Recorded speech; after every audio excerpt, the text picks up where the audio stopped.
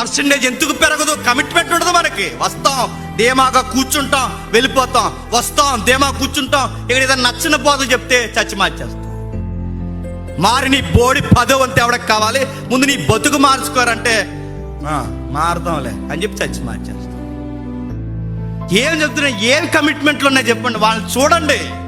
వాళ్ళ యూనివర్సిటీలు వాళ్ళ బోధల కోసం ఉన్నాయండి, వాళ్ళ స్కూల్ లైఫ్ వాళ్ళ బోధల కోసం ఉన్నాయండి, వాళ్ళ ట్రైనింగ్స్ వాళ్ళ బోధల, వాళ్ళ సబ్జెక్ట్ మొత్తం వాళ్ళు నమ్మిన విశ్వాసంతో, వాళ్ళ డ్రెస్ కోడ్ దగ్గర నుంచి వాళ్ళ విశ్వాసం కోసం. మనకేముందండి?